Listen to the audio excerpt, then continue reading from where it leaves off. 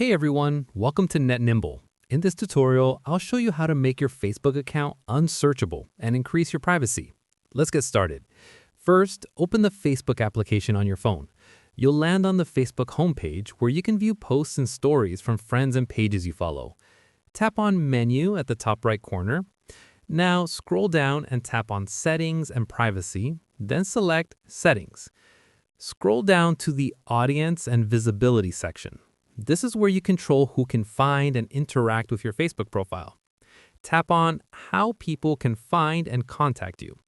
First, tap on Who can send you friend requests under the Friends section. Change this to Friends of Friends to limit who can send you friend requests. Tap Save to confirm. Now go back and tap on Who can see your friends list. This controls the visibility of your connections. Change the audience to Only Me, so only you can see your friends list.